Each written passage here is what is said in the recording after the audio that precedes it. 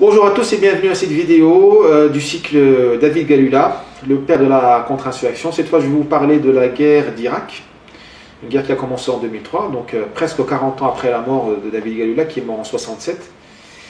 Mais une guerre importante pour Galula, enfin pour sa postérité, puisque ce conflit a permis au général Petraeus et à d'autres, mais surtout au général Petraeus, de ressusciter les livres de Galula, de ressusciter la pensée de Galula, de la mettre au cœur, de la placer au cœur de la doctrine militaire américaine, puisque les Marines qui sont arrivés en Irak et toutes les forces américaines qui sont arrivées en Irak en 2007 avec Petraeus étaient imbibés, étaient entraînés sous les préceptes de la doctrine de Galula, qui est la doctrine de la contre-insurrection. Laissez-moi faire un petit retour sur la chronologie de la guerre d'Irak.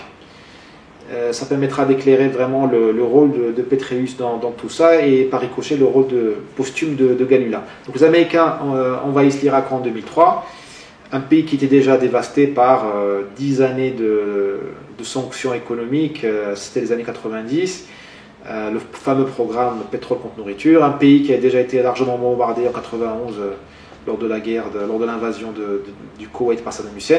Donc ils arrivent déjà dans un pays qui est traumatisé et largement fragilisé. Et tout de suite, ils prennent deux décisions assez hallucinantes, deux décisions funestes. C'est la décision, l'ordre numéro 1 de l'autorité provisoire, qui est une autorité américaine, une autorité placée sous l'ordre d'un monsieur qui s'appelle Bremer, qui en mai 2003 décide de mettre à la rue, de mettre à la porte tous les fonctionnaires irakiens qui avaient un lien avec le parti Baas. Autrement dit, tous les fonctionnaires irakiens. On parle de 300 000 personnes, puisque tous les Irakiens, enfin tous ceux qui travaillaient dans la fonction publique, étaient obligés d'être membres du Baas, le parti unique, sinon ils ne travailleraient pas. Donc ça vaut pour le postier, le policier, le garde forestier, comme pour le haut fonctionnaire, le secrétaire général d'un ministère ou autre. Donc 300 000 personnes out, sans réparation, sans droit au retour, à la réhabilitation. Même s'ils demandaient des excuses et tout ça, ils ne pouvaient plus revenir, ou s'ils se rachetaient, ou je ne sais pas quoi. Et puis sans pension de retraite, rien du tout. Donc ils étaient à la... Donc une vie jetée comme ça, détruite, on a une signature, on a un coup de plume. Le deuxième ordre de la CPA, toujours en 2003, a fait la même chose pour les policiers et les militaires. Donc d'un seul coup, 150 000 militaires et policiers virés complètement sans aucun espoir de retour. Et on leur a prié de partir de des guerres pires, illico presto, avec leurs armes. Donc imaginez le nombre de Kalachnikov et d'armes dans la nature. Sans oublier que le fait qu'il y a eu d'énormes pillages en Irak lors de la chute de Saddam Hussein et que des armes ont été pillées. Donc l'Irak en 2003 est un peuple en armes, que ce soit par les 150 000 soldats et policiers qu'on a mis dehors ou par les armes qui sont retrouvées aux mains de la population. Donc les Américains ont coupé le lien, tout espoir de collaboration avec les rares personnes en Irak qui auraient pu les aider à stabiliser le pays, à le reconstruire. Les fonctionnaires, qu'ils soient des hauts fonctionnaires ou des gens du bas de l'échelle, et les policiers et les militaires. La situation ne tarde pas à empirer. Il y a une première insurrection civile, c'était pendant le Ramadan 2003. Les Américains sont parvenus à la mater début 2004. Mais dès mars 2004, avec les histoires, les problématiques à Fallujah, les insurrections, l'insurrection énorme qu'il y a eu à Fallujah et ailleurs en Irak, on s'installe dans un cycle vicieux qui durera 2004, 2005, 2006, où l'Irak ressemble à un enfer sur terre, un véritable enfer sur terre, avec un blocage complet de l'activité politique, puisque les politiciens ne pouvaient plus sortir de chez eux. Les députés, les élus ne sortaient plus de chez eux. Les ministres vivaient cloîtrés à Bagdad dans la zone verte. Les gouverneurs de région, ils vivaient à Bagdad dans la zone verte. Ils ne quittaient pas la zone verte, donc la fameuse région fortifiée au cœur de Bagdad, protégée par les Américains. Donc l'État ne fonctionnait plus. Et puis, pour donner une idée, il y avait chaque jour 2 morts causées par les Américains et 20 morts causées par les troubles entre Irakiens. Troubles confessionnels, troubles politiques. De toute façon, chaque parti avait sa milice. Donc vous voyez bien, 2 morts causées par les Américains, 20 causées par des troubles entre Irakiens, c'est une guerre civile, c'est plus qu'une guerre de décolonisation ou une résistance à une colonisation. L'idée, le consensus qui régnait aux États-Unis, disons en 2006-2007, c'était le sauve qui peut. Les Américains voyaient que la situation leur avait échappé, et l'idée c'était de dire ça nous échappe parce que nous sommes sur place, il faut qu'on se retire, parce que le simple fait de retirer les Américains va calmer les ardeurs et les Américains vont arrêter de se taper dessus. L'idée forte de Petraeus, c'est de dire le contraire, c'est de dire que les Américains pouvaient, sous certaines conditions, être un facteur de stabilisation de l'Irak, qu'il ne fallait pas les retirer tout de suite, surtout pas, il fallait les garder, voire augmenter leurs effectifs pour qu'ils puissent stabiliser l'Irak. C'est une idée audacieuse, parce que 2004, 2005, 2006, on voit que les Américains ne sortent même plus de leur base, parce que si les Irakiens meurent, les Américains meurent aussi, mais pas de manière différente. Ce sont les bombes artisanales, ce sont les gens qui sont amputés, brûlés, traumatisés, c'est les snipers. Donc les Américains ne sortaient plus de leur base. Grosso modo, c'était les hélicoptères et les blindés de temps en temps, mais ils n'étaient plus, on va dire, partie prenante de la sécurisation du pays, en tout cas des villes. Donc il fallait beaucoup d'audace pour dire on va ramener les Américains dans le jeu et on augmenter les effectifs et les garder le plus longtemps possible en Irak. J'ai dit cela est valide selon certaines conditions. Lesquelles? Eh bien, c'est toute la doctrine de Petraeus. Il a réussi à convaincre George W. Bush de le faire. Et il a réussi à convaincre le Congrès aussi de suivre cette doctrine, qui est une doctrine de la pacification, en droite ligne des idées de Galula. Donc Petraeus arrive en Irak pour la deuxième fois. Il a déjà travaillé en Irak au tout début de l'invasion, mais il était reparti. On l'avait ramené aux États-Unis. Donc il revient en Irak comme patron de toutes les forces en 2007 pour lancer le Surge. Le Surge, en anglais, c'est la montée en puissance, c'est la résurgence, disons, parce qu'il a eu 30 000 soldats de plus. Donc il a augmenté ses effectifs, mais aussi c'était un surge des idées, surge of ideas, c'est-à-dire une révolution intellectuelle, avec cette doctrine nouvelle qui est de dire que les soldats qu'on va amener en plus, eh bien, on va les mettre au contact de la population et non pas dans les bases. On va distribuer les soldats au plus près, le plus proche des Irakiens pour leur ramener la sécurité, pour qu'ils commencent à nous parler, nous dire qui est Al-Qaïda, qui est un simple civil, qui est un simple voyou, qui est chiite, qui est sunnite, qui est kurde. Parce que les terroristes, comme vous le savez, comme les voyous, ne portent pas d'uniforme ni de badge. Il n'y a que la population pour vous dire qui est qui. Il fallait beaucoup de courage pour faire ça, parce que normalement, quand vous diluez vos forces, vous les mettez au plus proche des quartiers, des lieux de vie des gens, c'est là où vous les exposez aux snipers, aux explosions, aux bombes et autres. C'était le pari de Petraeus, qui est en droite ligne des écrits de Galula, de ce qu'a fait Galula en 56-58 en Kabylie. D'ailleurs, la première communication, la première circulaire de Petraeus, juste fraîchement arrivée en Irak, aurait pu être rédigée par Galula. Donc il y a cette notion de distribution des forces, il y a aussi cette notion de patrouille à pied. Donc il demande aux Américains de sortir de leur véhicule, d'enlever leurs lunettes de soleil et de marcher à pied, de patrouiller à pied, de dire bonjour aux Irakiens, de la garder dans les yeux. Alors, quand vous venez de perdre un collègue, vous avez vu un collègue perdre la moitié de son visage à cause d'une bombe artisanale parce qu'il a mis le pied là où il ne fallait pas, c'est difficile pour vous d'être convaincu, de vous convaincre de quitter votre blindé, de descendre patrouiller à pied dans un souk ou dans une rue, dans un pays que vous ne connaissez pas, où vous ne parlez pas la langue. C'est pourtant le pari, c'est ce qu'a demandé Petraeus à ses troupes. Il y a aussi cette idée d'être le premier à dire la vérité, une idée réellement qui aurait pu être écrite par Galula. D'ailleurs, Galula a dit, soyez le premier à dire la vérité, sinon les autres le diront à votre place. Et en gros, c'est le principe de dire bonne nouvelle ou mauvaise nouvelle, il faut raconter notre histoire à nous et ne pas laisser une chaîne satellitaire du Moyen-Orient la raconter à notre place, ou les insurgés la raconter sur Facebook ou autre, parce qu'ils raconteront une histoire qui n'est pas la nôtre et qui sera contre nous. Donc même si on subit des revers, on perd une bataille ou autre, il faut le dire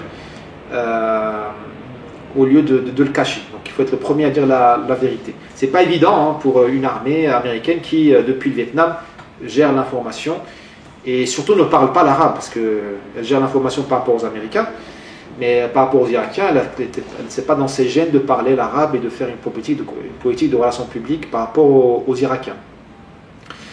Ensuite, dernier point, c'est l'énorme intégration entre les forces de commando, disons les forces de contre-terrorisme, c'est le terme américain, counter-terrorism, et les forces de contre-insurrection. Ce que dit Petraeus, c'est que la contre-insurrection toute seule ne peut pas suffire. C'est-à-dire que on ne peut pas seulement ramener la sécurité dans les quartiers où vivent les gens, parce qu'ils continueront à nous tourner le dos. Peut-être qu'ils prendront les bonbons et les soins médicaux et tout ça, qu'ils nous laisseront marcher sans nous tirer dessus ou sans nous jeter des pierres.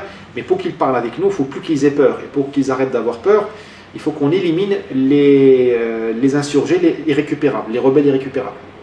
C'est du Galula aussi, parce que ce que disait Galula, c'est qu'il faut neutraliser les irrécupérables, les plus méchants, et essayer de récupérer, de ramener à nous les repentis. C'est ce que fait un peu l'Italie aujourd'hui avec la mafia, essayer de ramener les repentis pour dégoûter ce qu'ont fait les Colombiens avec les repentis des FARC, parce qu'un rebelle repenti vaut mieux qu'un rebelle mort. Mais certains rebelles doivent mourir ou être en prison. Sinon, ils vont continuer à faire peur à la population. Tant qu'ils sont dans la rue, dans la nature, la population ne collaborera pas, quelle que soit votre approche à son égard et vos efforts de renseignement. Et donc, et un gros effort, grosso modo, la journée c'était la contre-insurrection et la nuit c'était les forces de contre-terrorisme, les commandos qui allaient dénicher les terroristes les plus durs et les éliminer. Donc, il les tuait, parfois il les emmenait en interrogatoire. Voilà en gros les grandes lignes de la politique de Petraeus en Irak, très largement inspiré de Galula. Il y a quand même des aspects qui ne sont pas purement galulesques, et c'est normal, parce que la guerre d'Irak est très différente de la guerre d'Algérie. J'en vois deux au moins. Le premier, c'est que les Américains, contrairement aux Français en Algérie, avaient une grosse avance, enfin une énorme avance technologique. La technologie militaire des années 2000 n'est pas la même que celle des années 50. Donc, par exemple, Petraeus pouvait même monter des postes avancés dans les quartiers les plus difficiles de Bagdad en quelques jours, et non pas en quelques semaines, parce qu'il pouvait mettre des pylônes gonflables, même des tours d'observation gonflables. Il pouvait envoyer des soldats au contact des quartiers les plus compliqués, parce qu'ils avaient des instruments de vision. Sur 20 km, ils pouvaient voir venir une menace. Ce n'était pas le cas de Galula, qui avait le seul gadget dont Galula disposait en 56-58, c'était une radio VHF qui lui permettait à peine de parler avec un avion qui survolait l'Algérie en permanence pour aider les soldats en perdition ou en difficulté, et avec le commandement à Tizi Ouzou, pas plus.